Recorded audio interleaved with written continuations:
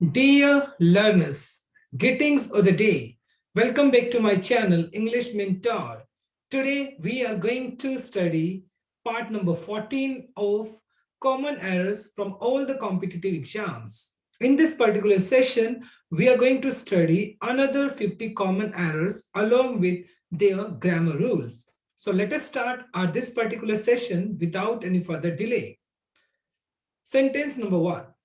He is only one of my friends who have completed his assignments. देखिए, अब देखो who क्या है यहाँ पर? who आपका relative pronoun हो गया और relative pronoun से आगे जो भी आपका noun या pronoun दिया होता है वो आपका होता है antecedent. यहाँ पर आपका antecedent हो गया friends.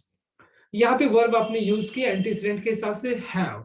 जनरली तो हम ये रूल फॉलो करते हैं, लेकिन इस सेंटेंस के अंदर आपको ओनली भी दिया गया है. जब अगर किसी सेंटेंस में ओनली भी लगा दिया जाता है तो हालांकि आपका एंटीसीडेंट प्लूरल है, but even if we have to use singular verb in that case, तो हमें उस केस में सिंगुलर वर्ब ही यूज करनी होगी. तो यहाँ पर इंस्टेड ऑफ राइटिंग हैव हमें यूज करना होगा हैज. राइट, चलो नेक्स्ट सेंटेंस मूव करते हैं हम. Every boy and every girl were given a packet of sweets. देखिए, जब कभी आप each और every के साथ मतलब दो सब्जेक्ट को कनेक्ट करते हो, जोड़ते हो, तो यहाँ पे देखो every boy हो गया और every girl हो गया. तो हम इसको पूरे को हम क्या मान के चलते हैं? इसको हम सिंगुलर सब्जेक्ट मान के चलते हैं. When we take it as a singular subject, then verb should be singular also. तो हमें verb भी singular ही यूज करनी पड़ेगी.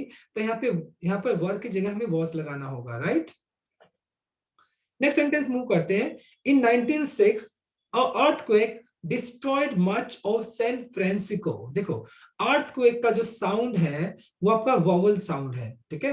और वोवल साउंड जनरली अपने साथ एन लेकर चलता है, ना कि अ. तो यहाँ पर एन लगा देंगे हम, तो एन earthquake हो जाएगा. His parent does not approve of his business. देखिए, his parents क्या है? ये आपका प्लूरल काउंटेबल नाउन है. तो plural countable noun according to subject verb agreement, अगर आपका सब्जेक्ट प्लूरल है तो वर्ब भी प्लूरल होनी चाहिए. तो डज नॉट तो ये सिंगुलर वर्ब होती है, तो यहाँ पे डज नॉट की बजाय यहाँ पे क्या होना चाहिए? डू नॉट होना चाहिए. ये करेक्ट आंसर हो जाएगा.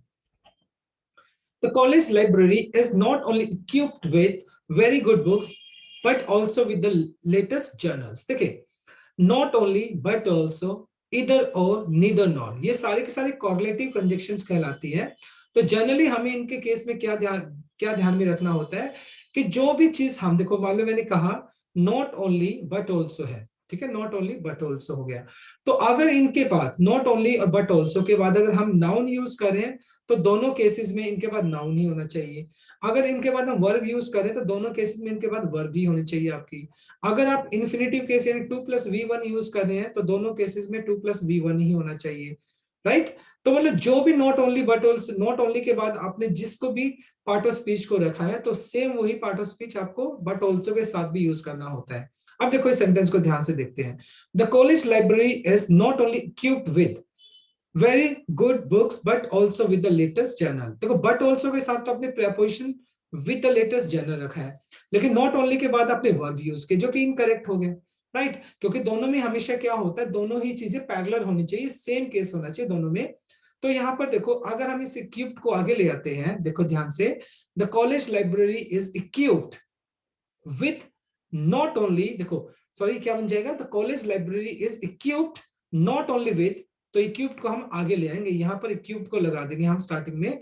तो the college library is equipped not only with very good books but also with the latest journal. तो यहाँ पे नॉट ओनली के बाद देखो विद वाला फ्रेज हमने यूज कर लिया, तो यहाँ पे भी बट ऑल्सो के बाद भी हमने विद वाला फ्रेज यूज कर लिया.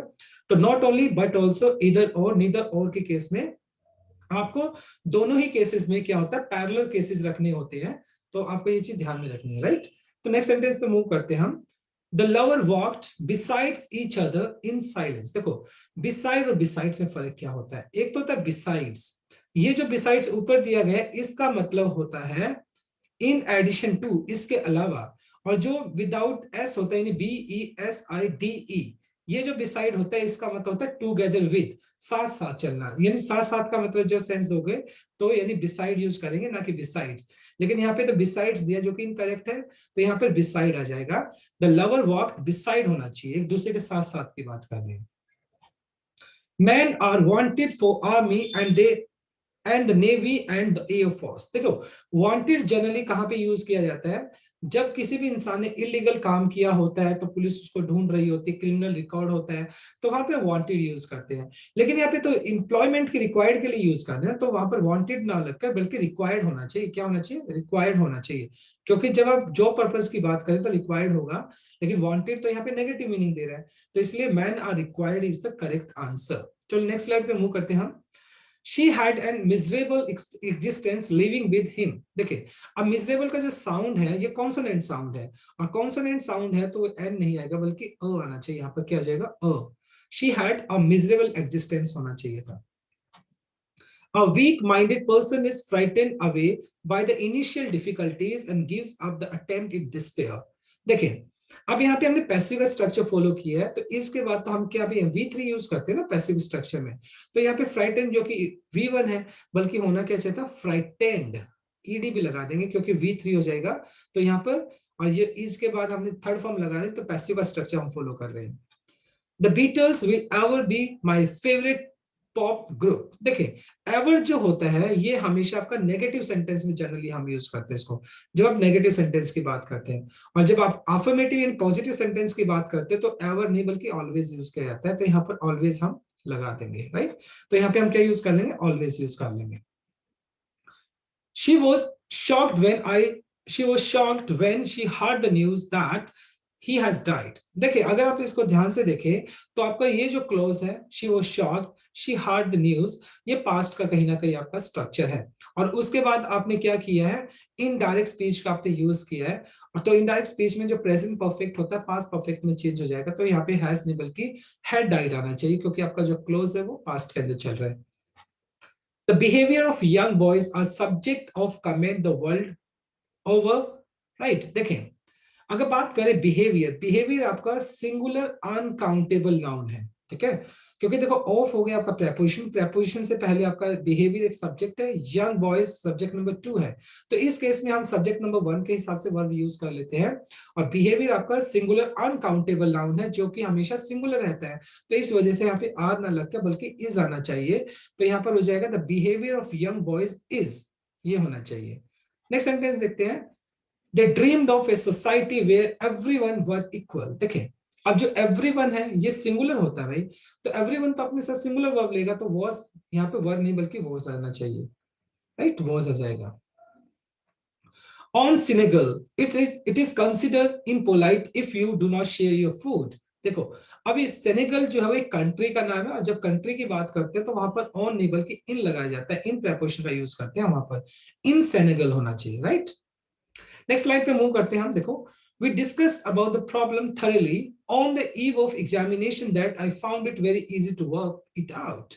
देखिए जनरली अगर मैं बात करूं डिस्कस्ड जो होता है, यानी डिस्कस होता है किसी चीज के बारे में होता है, तो अबाउट जहां पर जो यूज किया है ये इनकरेक्ट यूज किया, एक सुपरफ्लुअस एक्सप्रेशन हो गया, क्योंकि डिस्कस जो होता है किसी चीज के बारे में ही किया जाता है, तो यहां से हमें अबाउट को डिलीट करना होगा, हटाना होगा, right. The wise father told him that the mangoes had gone bad as they were in contact with the one rotten mango. देखो वन जनरली हम क्या करते हैं, ये जो वन आपने कार्डिनल नंबर है, कार्डिनल नंबर कौन सा होता है? 1 2 3 4 5, ये जो कार्डिनल नंबर यूज किया है, जनरली आप जब कोई डिफिनाइट चीज के बारे में बात करते हो, स्पेसिफिक चीज के बारे में बात करते हो, यानी एक स्पेसिफिक मैंगो की बात कर रहे हो, तब तक वन यूज कर सकते हैं, लेकिन जनरल जब बात कर रहे हो तो जनरल में वन की बजाय अ यूज करेंगे हम, ठीक है, अ रोटन मैंगो, क्योंकि एक मैंगो जनरल की बात कर रहे हो ना, लेकिन स्पेसिफिक की बात करेंगे तो वन यूज करेंगे, लेकिन जनरल में हम अ यूज कर लेते हैं। The box of eggs are lying on the table. देखिए अब बॉक्स है, देखो ऑफ क्या हो गया आपका? प्रेपोजिशन हो गया, प्रेपोजिशन से पहले द बॉक्स, आपका एक पर्टिकुलर सब्जेक्ट हो गया, एक्स आपका सेकंड सब्जेक्ट हो गया, तो कहीं ना कहीं जो बॉक्स है वो एक ग्रुप को शो कर रहा है, कहीं ना कहीं सिंगुलर चीज को शो कर रहा है, तो ये सिंगुलर है तो इसलिए यहां से आर ना आकर बल्कि इज आना चाहिए, इज लाइंग हो जाएगा।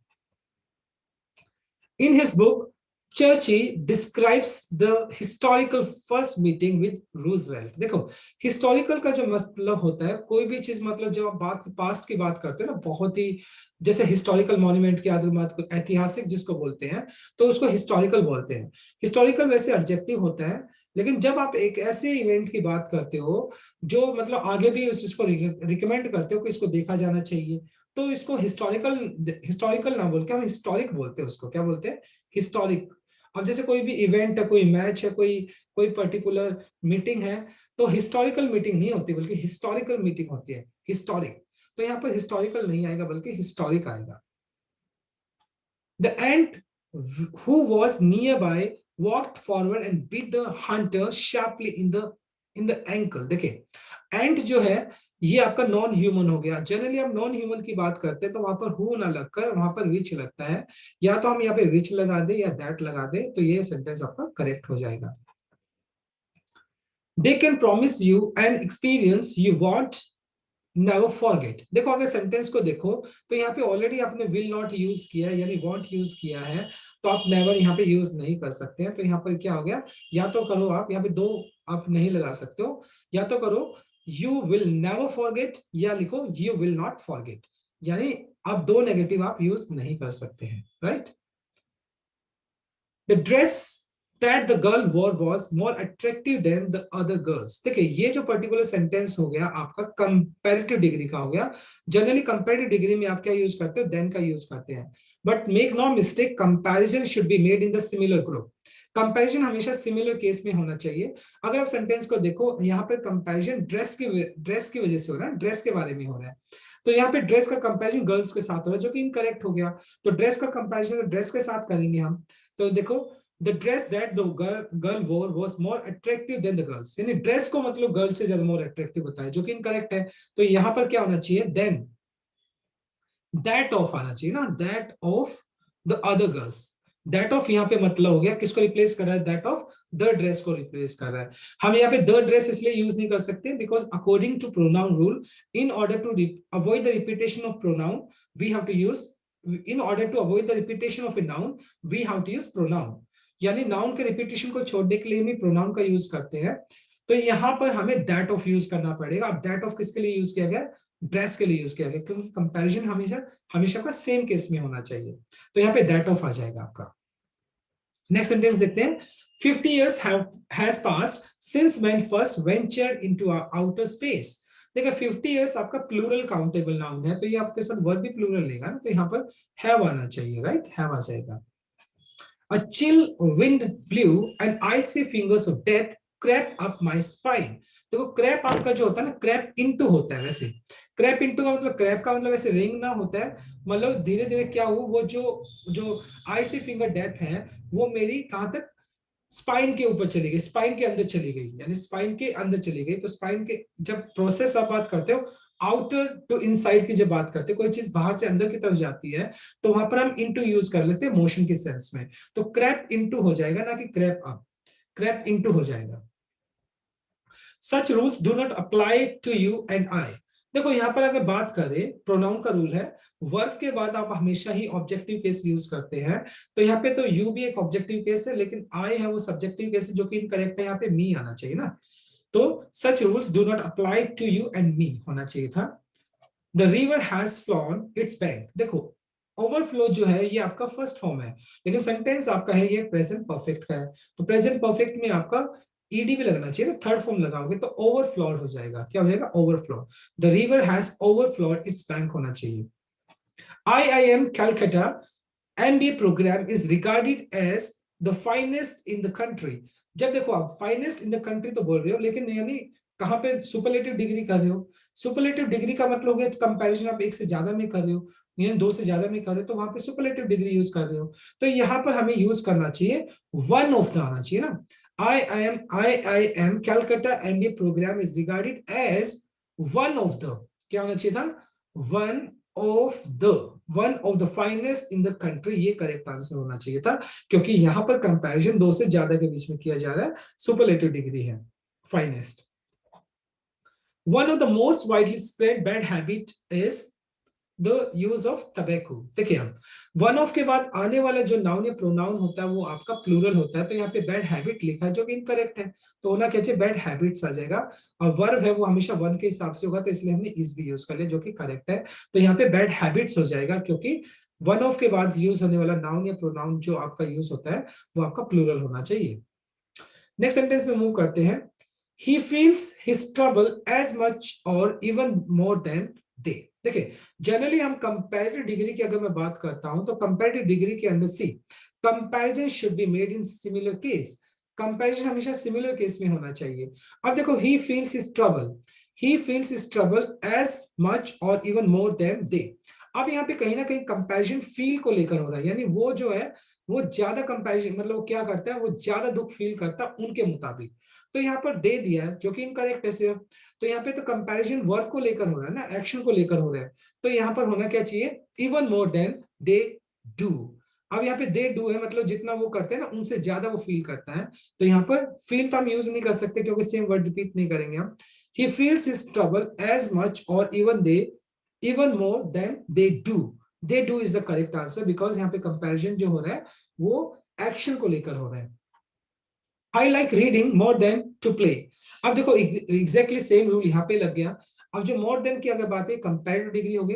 कंपैरेटिव डिग्री के अंदर comparison should be made in similar case. Like के बाद आपने यहाँ पर जीरेंड यूज कर लिया, रीडिंग यहाँ पे जीरेंड है आपका, लेकिन यहाँ पे टू प्ले आपका इन्फिनिटिव केस हो गया जो कि इनकरेक्ट है। According to rule, you know, according to rule comparison should be made in the same case. Comparison हमेशा सिमिलर केस में होना चाहिए।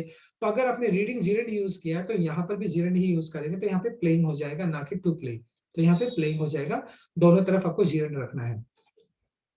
द ओल्ड लेडी स्नूड, स्नूड का मतलब होता है फेंटेड, मतलब बेहोश हो जाना।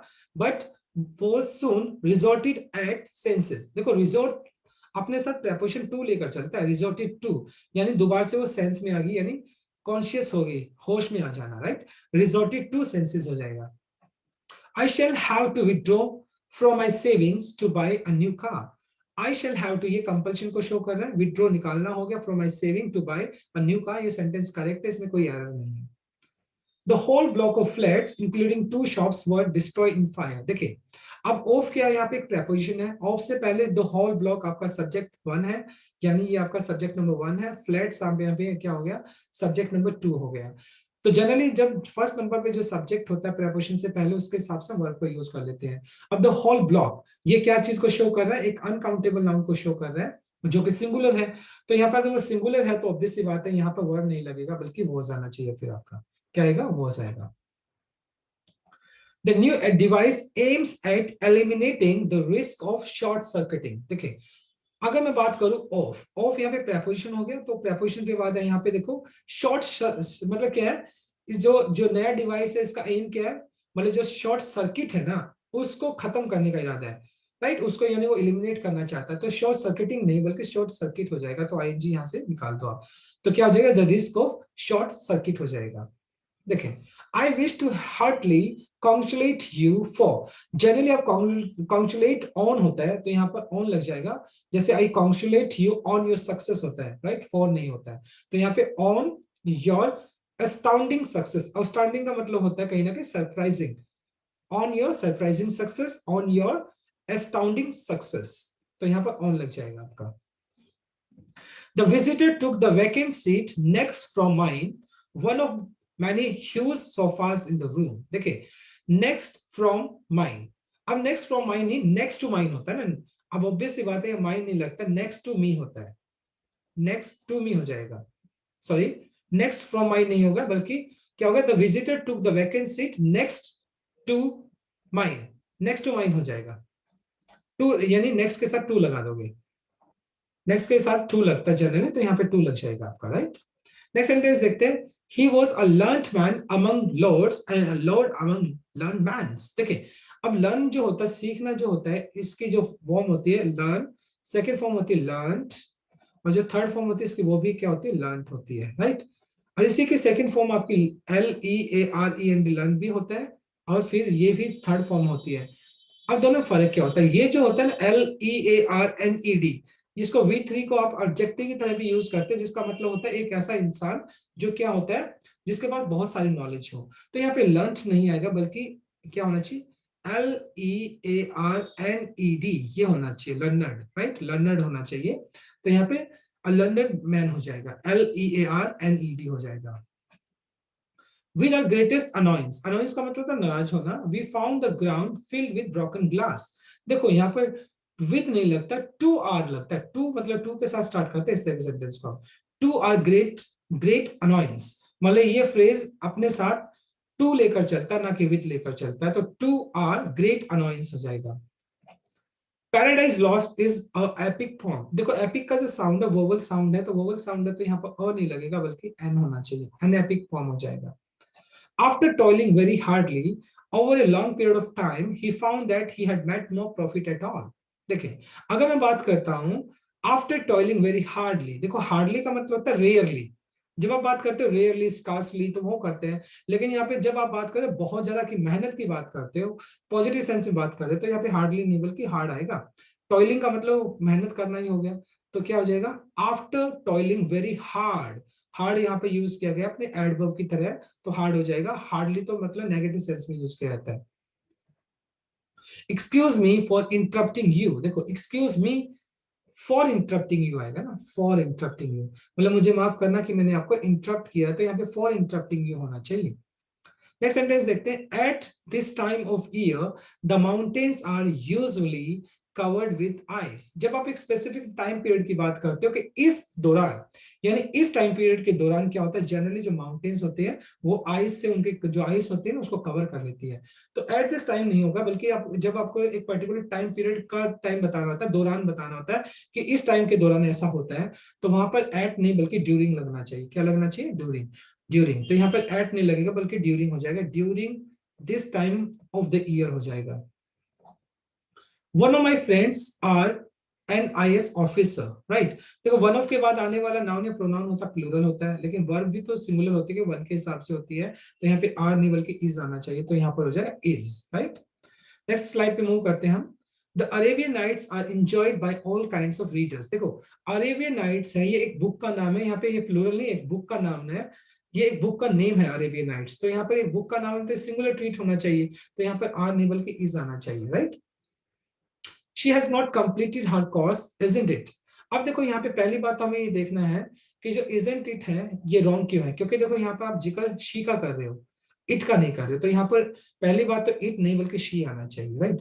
अब दूसरी बात क्या है, देखो सेंटेंस अगर आपका नेगेटिव है तो क्वेश्चन टैग पॉजिटिव में आना चाहिए ना, तो भैया क्या आ जाएगा, देखो she has not completed her course, तो क्या आ जाएगा, हैज शी हो जाना चाहिए, हैज शी और क्वेश्चन मार्क।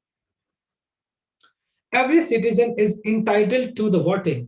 देखो इंटाइटल के बाद आप टू यूज करते हो, टू के बाद आप सीधा जीरेंड यूज करते हैं, तो यहाँ पर वोटिंग आएगा, दो वोटिंग नहीं होगा बल्कि। इंटाइटल के बाद आप टू प्रेपोजिशन यूज करते हैं, और इंटाइटल के बाद टू प्रेपोजिशन और उसके बाद हम सीधा जीरेंड यूज करते हैं, तो इंटाइटल टू वोटिंग होता है, राइट। अब सेंटेंस देखते हैं next one. The collector visits the office regularly isn't it. Again वही चीज है, कलेक्टर जो है यहाँ पे आपका नाउन हो गया, लेकिन यहाँ पे इट यूज किया जो कि इनकरेक्ट हो गया। पहली बात तो यहाँ पे इट नहीं आएगा, ही आएगा। अब देखो यहाँ पर द कलेक्टर विजिट, ये आपका पॉजिटिव सेंटेंस हो गया, तो पॉजिटिव सेंटेंस है तो आपका क्वेश्चन टैग नेगेटिव आना चाहिए, तो इजंट ही, या अब देखो सेंटेंस इजंट इट नहीं आएगा बल्कि क्या आएगा, डजंट ही हो जाएगा। क्या हो जाएगा, डजंट ही, क्योंकि आपका ये जो सेंटेंस है वो प्रेजेंट इंडेफिनाइट में है, तो आपका क्वेश्चन टैग भी प्रेजेंट इंडेफिनाइट में होना चाहिए। तो the collector visits the office regularly, doesn't he is the correct answer होगा। No sooner did the rabbit come out of the bush when the hunter killed it. देखो अब no sooner अगर मैं बात करता हूं, नो सूनर होता है, ये कॉर्लेटिव कंजक्शन है जिसका पेयर THAN देन, इस देन के साथ होता है, THAN। नो सूनर के साथ आप क्या यूज करते हो, देन का कॉम्बिनेशन यूज करते हो। हार्डली स्कार्सली रेयरली के साथ आप वेन का कॉम्बिनेशन यूज करते हो, तो नो सूनर के साथ हम देन का कॉम्बिनेशन यूज करते हैं। अब नेक्स्ट स्लाइड को, नेक्स्ट क्वेश्चन को देखते हैं हम। Shakespeare has written many plays as well as some poetries. देखिए जो पॉम्स का कलेक्शन जो होता है ना, पॉम्स बहुत सारी जो पॉम्स होती है उसके कलेक्शन को आप बोलते हैं पोइट्री। पोइट्री अपने आप में एक कलेक्शन ऑफ क्या होता है, पॉम्स होता है, तो उसको पोइट्री बोलते हैं। तो ये पोइट्रीज नहीं होता बल्कि पोइट्री होता है, तो यहाँ पे पोइट्री होना चाहिए। Neither of the girls were willing to accept the proposal. देखो नीदर पहली बात हम करते हैं जब दो लोगों की बात करते हैं, उनमें से कोई भी नहीं की बात करते हैं, ये क्या हो गया, नीदर ऑफ। नीदर ऑफ के केस में ये डिस्ट्रीब्यूटिव प्रोनाउन है, उस केस में क्या होता है, नीदर ऑफ नेगेटिव सेंस में बिटवीन टू भी, मतलब दो में से किसी की, कोई भी नहीं की बात करते हो। पहली बात हमें ये देखना है, दूसरा नीदर ऑफ के बाद यूज होने वाला जो आपका नाउन या प्रोनाउन है वो प्लूरल होना चाहिए, तो गर्ल्स हो गया। वर्ब हमेशा आप नीदर के हिसाब से यूज करोगे, नीदर सिंगुलर ट्रीट होता है तो इसलिए यहाँ पे वर्ब नहीं बल्कि वॉज आना चाहिए, राइट। तो यहाँ पे वॉज आ जाएगा। लास्ट सेंटेंस देखते हैं आज का। An interesting book interesting book, A Tale of Two Cities was written by Alexander Dumas. देखो जब इंटरेस्टिंग जो है इसका साउंड आपका वोवल साउंड है, तो यहाँ पर अ नहीं बल्कि एन लगना चाहिए, क्योंकि according to rule vowel sound है तो यहाँ पर एन लगना चाहिए, right. So this is all about from this particular session. I actually believe I made you clear these all 50 sentences and you have understood all the common errors. Okay, so tomorrow I'll come with another session. So till then, bye bye, take care and have a nice day. But don't forget to subscribe to my channel, like, share, comment, and subscribe to my channel.